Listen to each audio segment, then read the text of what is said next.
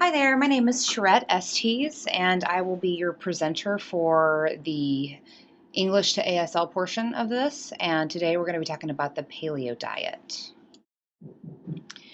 The paleo name actually refers to the Paleolithic era, and that was a time that we believed that humans ate the most ideal food for human consumption. Other names for this is the primal diet and the caveman diet. And this actually contradicts with our typical eating standards here in America, in the United States, and that's called the Standard American Diet, SAD for short. And that has high amounts of carbohydrates, low protein, and low fat. The paleo diet basically includes to eat meat, vegetables, nuts, seeds, some fruit, very little starch, and absolutely no sugar. It also suggests that you really be careful and shy away from dairy products and any kind of food that contains preservatives. This slide gives you a really clear depiction of things that you should eat on the left and the foods that you should not eat on the right. This is a really good depiction of the comparison between the standard American diet and the paleo diet. And paleo community members feel that the reason why the standard American diet was even suggested is not based in research, but because that we are heavily influenced by the mass food industry. And the mass food industry has a heavy stock in corn, wheat, soy, and other products that can be cheaply and massively produced. The paleo community feels that while our ancestors did go through phases where they did not have anything to eat because they were hunters and gatherers, and therefore that was their caloric restriction, they do not suggest that within the paleo diet today. The paleo diet does encourage exercise. The most effective forms of exercise have been found to be weightlifting, short distance running, sprinting, walking, high intensity interval metabolic conditioning, gymnastics, and mobility training. Sleep is a very important part of the paleo lifestyle, and the reason why is when you are sleeping, you're actually repairing your level of cortisol, and that's spelled Cortisol, which is a really important hormone involved in the adrenal system, spelled Adrenal. And the adrenal system is what's responsible for the thyroid, and if you're having a lot of elevated cortisol constantly, this can cause weight gain, adrenal fatigue, and thyroid disease.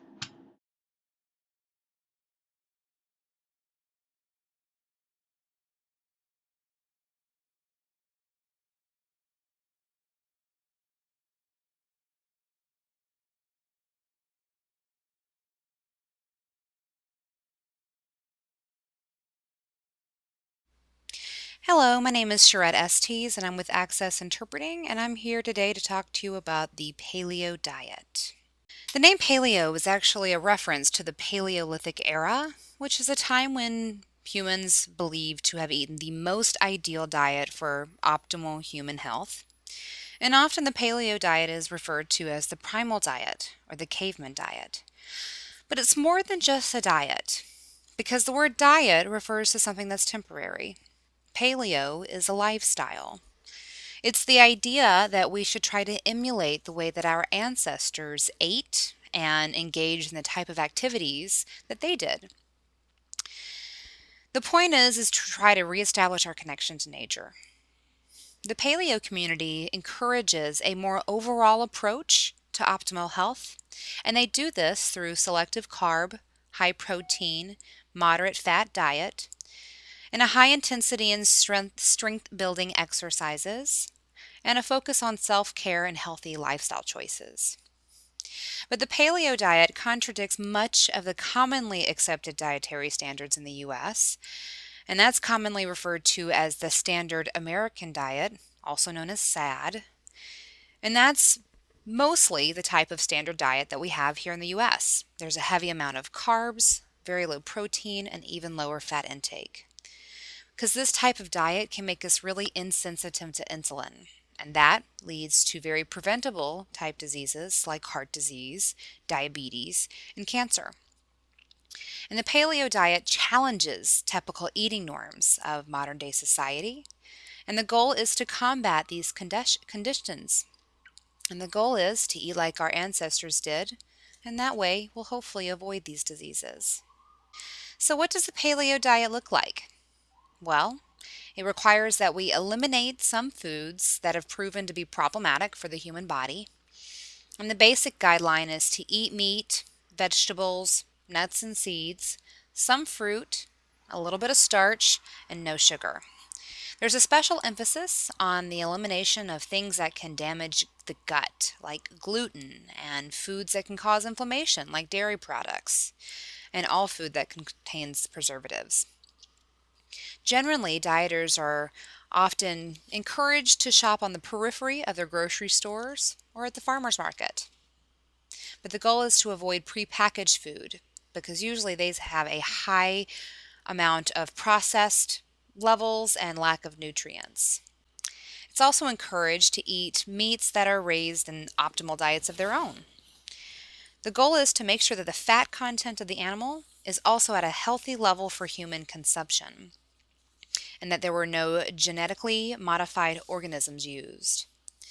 Many members actually started buying their own grass-fed animals straight from the farmer to make sure that the animal has been raised in optimal standards. How does the paleo diet compare to the standard American diet?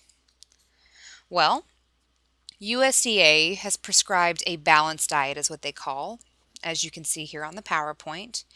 But paleo community members, they feel that it's not really derived from research, these suggestions, but it's very heavily influenced from the mass food industry. And we all know that the mass food industry has a very heavy stock in corn, wheat, soy, and other products that can be cheaply and massively produced. Unfortunately, these types of food don't support optimal health, and it's hard to avoid all of these processed substances in prepackaged foods. So, what is caloric restriction? Well, there's still some discussion within the paleo community about whether or not caloric restriction is beneficial. Caloric restriction has been found to increase life expectancy in mice, and it's often compared to back when our ancestors go through intermittent fasting phases. Because when they were hungry, they couldn't just open up the cupboard and get something that they wanted to eat. They actually had to go out and hunt it and gather it. Sometimes food was scarce and hard to catch.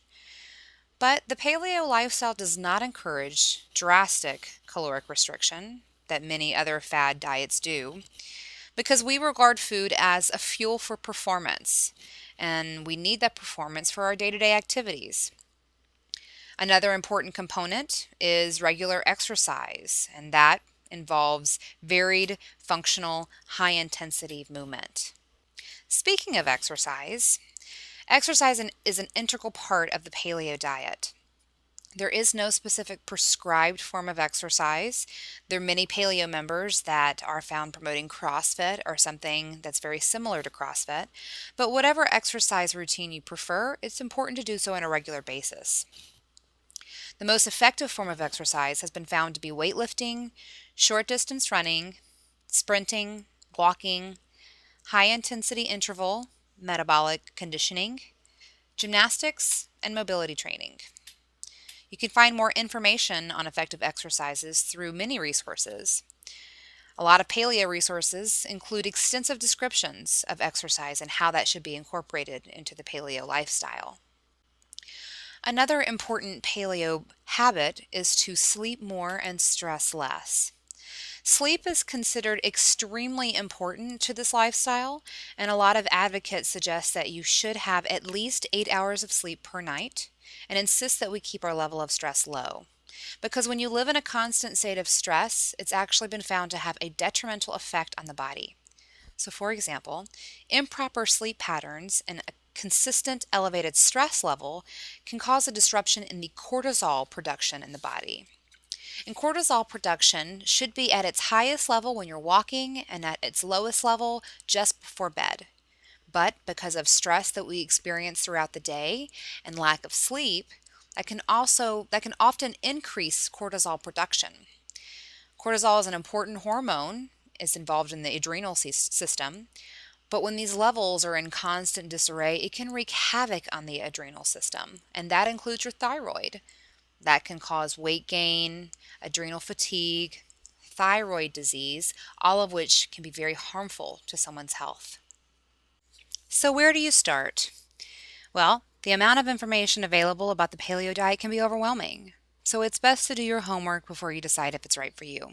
You can find lots of books and podcasts available on the subject. There's also online forums and blogs that have helped to grow the paleo community virtually.